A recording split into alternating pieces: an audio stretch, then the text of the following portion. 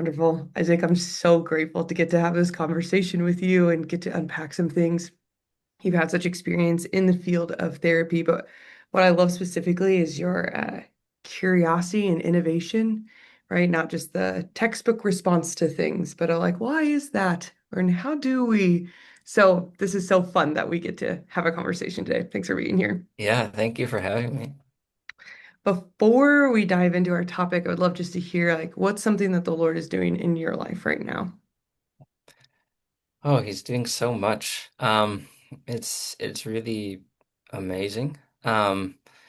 One of the things that he's asked me to do recently is to let go of something that I kind of was cherishing, holding on really tightly. And then in kind of the obedience of letting go, he's just like having my hands open. He's starting to fill them with all sorts of other really cool, exciting things. And then he's already starting to give back what I let go of, but in just a better way. So Mm, it's been a really beautiful few months with that process, like the kind of the challenge of letting it die, giving it up, but then so like Jesus has just been so sweet and generous with giving so much in return. hmm. You're like truly in a springtime. Yeah, That's yeah, awesome. That's so good. So good.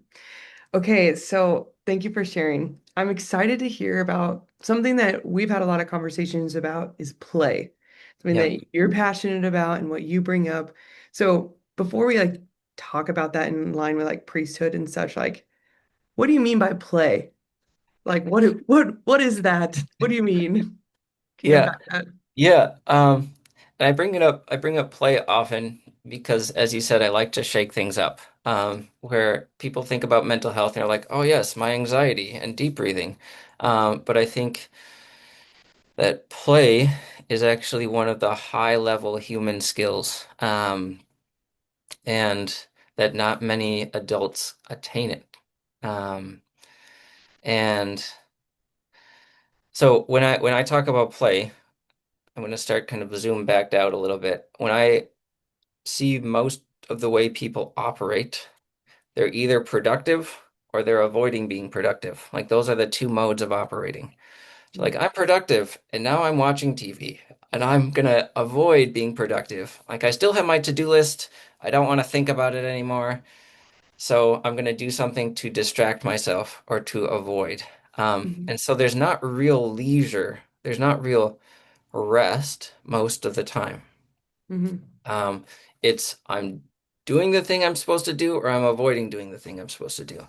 Um, but both of them are very much like often fear-based, or at mhm, least productivity-based. Like there's something connected to your identity there. Um, where play really gets at the root of true leisure, which is I'm resting. I'm resting in the joy of life. And why I think it's so essential is because when do we rest? We rest when we're safe. We mhm, rest when we're okay, when we're taken care of. Um, and it so that's why I think it's one of the higher level things that humans do because it's acknowledging that I'm okay. That it's okay right now. I'm okay. mhm, And it really, I think, play as an adult is rooted in trust of the father, just as play for kids is rooted in trust of their parents. mhm, Um, and so, as Christians, I think we're often invited to play in trust of God, in trust of our Father, um, mhm, and that our lack of play um, kind of betrays a deeper belief that we have in ourselves about how much weight we need to carry all the time, which isn't true. We don't need to carry that all the time. Um, so that's I don't know if I really answered your question, but that's kind of how I understand play, and I'll let you jump in there if you want to. yeah, no, that's a super helpful unpacking. And I was like, oh, I have some things to reconcile inside of me after you just said that. I was like, productivity or avoiding of it, that in between. And I'm like, oh, just recognize like, I don't know, people listening will probably like have some sort of like resistance, right? Like, like to enter into that if it's not productive, it's not avoiding being productive, but a leisure in between. So I'm like, that's very good.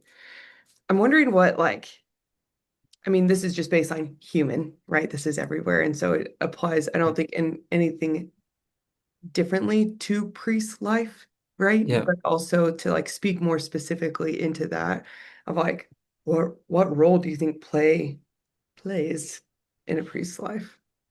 Yeah. Yeah. I think it could be particularly challenging for priests, in that how do I put it? They're being watched all the time. Yeah. Yeah. There's a public persona that just a reality of being a priest. Hmm. Um, and so there is kind of a gravity or a seriousness to the actions that you take and what they mean, because they're not just about you. Other people are going to be watching them, Hmm. which I think adds pressure, but then there's also the opportunity.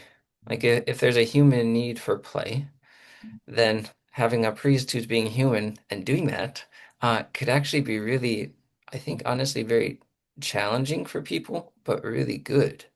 Um, Especially if you're able to back it up, to back it up with like, this is why I'm doing it. Hmm. But there's a way where we lead other people through how we act.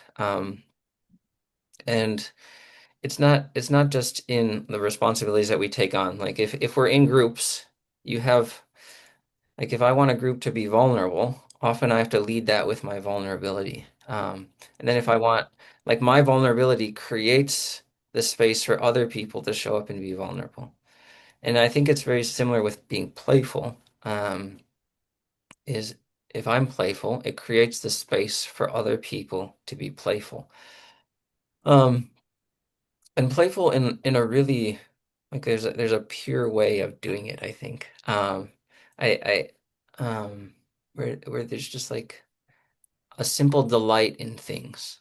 Play doesn't need to be some complicated or like structured thing. Um, I like to play. I play basketball once a week, or I try to play basketball once a week. I don't actually think of that as play. Like I go there and I'm pretty serious. Like I'm gonna beat you now. Like I'm like Good zoned game. in. I'm very competitive. Uh, Uh, Play is it happens in the simplicity of it. Uh, like if you want to get a taste for play, try sneaking around your house like a ninja, and like all of a sudden you're playing. Like and it can be you by yourself in your house, and you're like and just your mind and your heart shift. Or to just it really play is very much connected to the delight in things, the delight that things are. And so another entrance into play is just like to pick up a rock and you just look at it. And like to find delight in it, or to pick up a flower, or to take when I've had people who I work with on this, and one of the main things I suggest is when you're going for a walk, randomly stop and then just look around and take longer than you want looking around, Mhm. or really slow down, because it shifts the way that your brain's thinking. Like I walk pretty fast. It's my walking becomes productive, even if I'm just walking for leisure. I'm in a way like productively walking for leisure. I'm getting there quickly. Um, Yeah. but then when I stop, my mind shifts and all of a sudden I'm not going anywhere. I'm Yeah. right here. What's right here? And so I think that the path into play is to notice life. Mhm. Um, and to allow life to around you to be interesting, to be the thing you want to be doing. Um, there's two types of I think I'm not on your question anymore, but there's two types of motivation. There's extrinsic motivation and there's intrinsic motivation. So intrinsic motivation is you do the thing because you love to do the thing. Extrinsic motivation is you do the thing to get something else. Hmm. So when you think of extrinsic motivation, the action that you're taking is the price that you're paying. It's the cost. Hmm. And so it's like, okay, I'm making this meal and I have to invest the time and the focus, and that's the price that I'm paying to eat the meal. Um, Whereas intrinsic motivation is I love to make this meal. Like I love to cook. I'm right here. This is the reward. It's not the cost, it's the reward. Um, Hmm. and so play is when the life that you're living right now is the reward, is the good that you want, not the cost that you're paying. I think we often live our life where our life now is the cost that we're paying for something else, to go Hmm. somewhere else, to do something else, to be somewhere else. Um, where play is founded in my life right now is the reward, is the life. Um, and I had this revelation, like, I don't know how long ago now, 5 years ago, where I realized probably the vast majority of our life is given to us by God to be enjoyed. But we see the minority of our life is what we focus on, which is what we are stressed out about. So we almost delete all the other things and we say, this stress, this problem is my entire life. Um, Hmm. and when that's my entire life, I hate it. And I just need to Hmm. get through it to fix it so that it's not there anymore. Whereas God's always sending us things to enjoy. It's that we don't know how to enjoy things. Hmm. So we don't know how to receive it. We don't know how to see it. And we don't know how to see then the vast majority of God's action in our life, which Yeah. is gifting good things. Yes. Okay. And I'm thinking of like right now, the difference that you make, and I'm thinking of the priest listening to this being like, if you're the invitation of like, no, the life is to be enjoyed. Like, I'm thinking of priests who I've worked with who are just like exhausted from marriage preps, exhausted from confessions, exhausted from Yeah. all the things that maybe at one point in their life in seminary, they were like, I'm so excited to be a priest, to be with these people in these way. Now Yeah. feel like the burden Yeah. in the like shift. So like, I don't know if you could even just like speak into that of the like how a priest who's like in that place right now where like life is exhausting and it just all feels like it has to be productive of like maybe Yeah. more of those entry points into play. So like stop when you're walking to just like stop and notice like what other Yeah. invitations would you have? Yeah. And play is restful. That's actually one of the beautiful parts about it. Like that's to enjoy life is restful. Um, it's to not enjoy life is what is often so burdensome. Mm-hmm. Um, and so we I'm going to go back to an earlier point of like we have the productivity and then we have the avoidance of productivity. Both Mm-hmm. of those are exhausting. Um, Watching TV is actually exhausting for our system. Like it's because what we do is like we build up a ton of things that need to be processed and worked through, and then we like quick shove it into a container that and we put a TV on top of it. And it's like we're not resting. Mm-hmm. We're just running away from something. And the running away from something is also exhausting. Mm-hmm. And so then you go to bed restless. You go Mm-hmm. to bed uneasy. You go to bed unhappy, and then you can't sleep. Um, and then you do more of that the next day.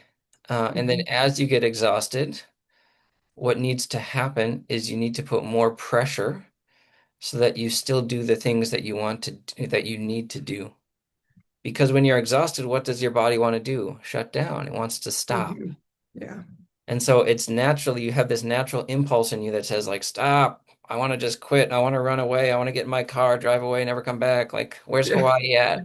Yes. And then, but then in your responsibility, you say, but I have to be here. And you put pressure. So your body's saying, your mind is saying, stop. I need to stop. And then you Hmm. say, no, do more, do this again. Hmm. And then you come to the end of the day even more depleted. Hmm. And then in your depletion, you are more desperate to escape. You have less self-control. You eat an entire gallon of ice cream, like you do all of those things because you don't Hmm. like self-control also takes energy, things like that. Hmm. But to rest doesn't take more than picking up a blade of grass and looking at it for 2 minutes. Like there's something there that's like really simple. I walk people through an imagination exercise that just takes deep breathing and then we go to a scene. And I do it for 2 minutes. And almost everybody I work with within at the end of 2 minutes is like, okay. Like I'm ready. I'm like, and then for some people that are really stressed, they're like, okay, that was a little bit. And I just do it again. 2 more minutes. New scene, 2 more minutes. And then the most I've ever done is three. That takes 6 minutes. And within that time, I've had the highest strung people go to like kind of noodle level, where it doesn't take much to, Hmm. to rest, but it Hmm. does take intentionality. You actually have to like set real boundaries with productivity. You don't have to run away from it, but you do have to set boundaries for it. Um, and that's why you're looking at it. You're looking at it in the face. You don't have to. You're not scared. You don't have to escape. You don't have to. It's not a fear response, but it's a confidence response. Like, yes, this is work, and I can set it aside, and I will not be destroyed. Hmm. Um, so yeah, So, good boundary with work, picking up a blade of grass, yeah, sneaking around like a ninja. yeah, Do you have any other? I feel like you're really good at just like the intuitive playfulness. Like, are there others, some just like little things like that? I'm thinking of like you had once had a list of like different playful challenges. Can I just like yeah, hear a couple of those as we wrap up? yeah. I did. I actually made a whole program. I called it 50 Days of Joy to honor Easter. And it was all of these challenges. So yeah, just like singing with your windows down, or like digging a hole in the ground, or yeah, just like randomly jumping, or like being a pirate, or like the things that kids do. Hmm. Like my my 4-year-old dresses up all the time. He's almost never himself. He's almost always pirate, captain, king, cat, somebody, I don't know. Yes. Like, and Yes. like his life is an adventure. And it's Mm-hmm. like there's always a story, there's always an interest, something going on. And so I would say that, like there's kind of more extravagant, playful things you can do. Like I was walking down the street once and I just like I was on the sidewalk and I decided to just close my eyes and see how far I could go. And then I ran into a brick wall and scraped up my arm and it was great. But it's just like it's taking the life that's already here and Hmm. wanting to partake in it, wanting to engage with it, wanting to be interested in it. Hmm. And then life itself is interesting. Life is Hmm. interesting. Yeah. And so like especially getting close to real things and noticing them. I love nature, and it's not nature necessarily out in the big woods. I love that too. But you can like go out and then just put your face really close to the ground and just like look at it for a while. And you're like, whoa, these are like Yeah. the plants that are just in my yard. What? And Yes. there's a bug. Like that's Yes. cool. Yes. And so I like, is that helpful? Yes, that is good. I was like, I just wanted to move to that wildly practical of the like, because it's so foreign to some people. Like, if Yeah. you've just are being productive for years and years and years Yeah. to even, I don't even know how to pause or what to notice. So that is Yeah. so good. Can I add one more thing too? Yes. I laugh so often in therapy. Um, I laugh at my clients, I laugh with my clients. It's great. And it is really helpful because I know how to be serious. I know how to like when somebody's heart's exposed, I'm not laughing at their heart. Um, Mhm.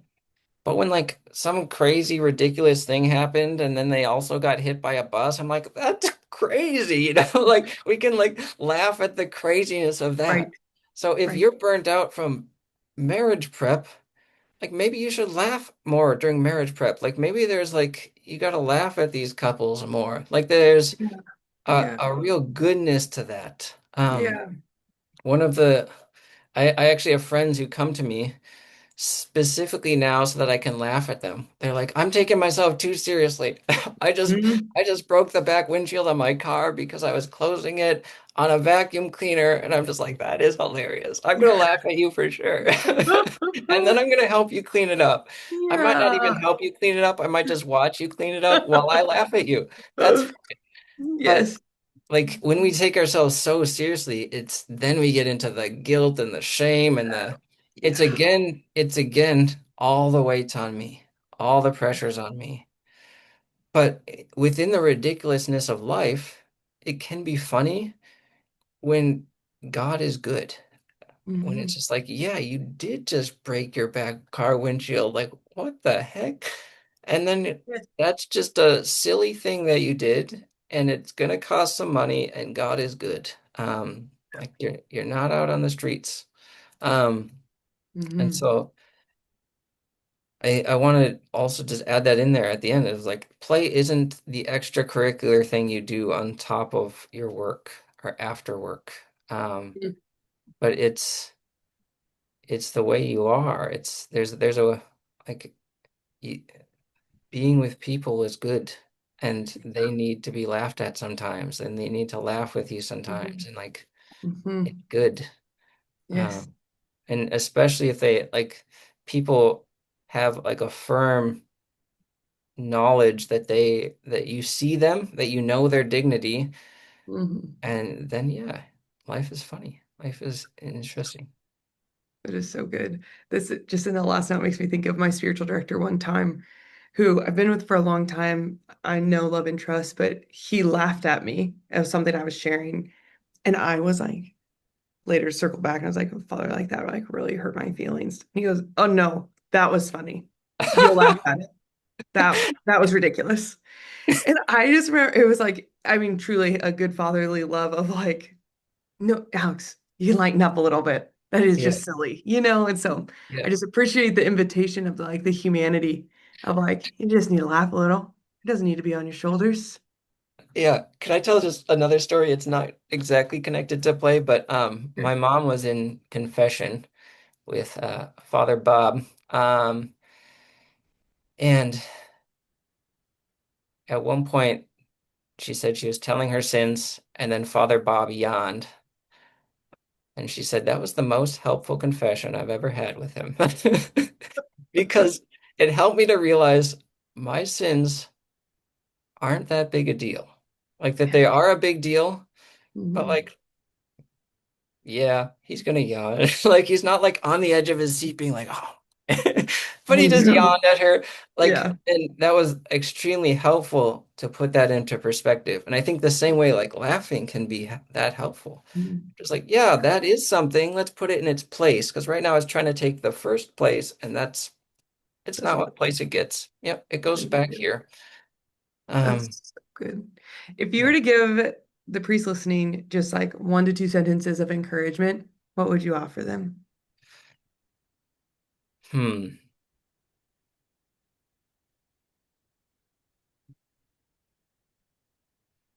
Ooh, for some reason that's tough. Um, First thing that came to my mind is you know how to play.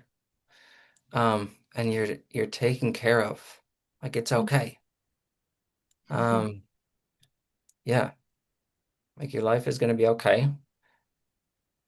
And just for a couple minutes, you can let it all go.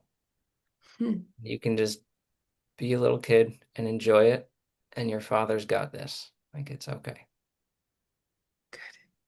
Good. Thank Yeah. you. Thanks for sharing. Thanks for being here for this conversation. It's just Yeah. a joy and delight. I appreciate it, Isaac. Yeah. Thank you, Alex.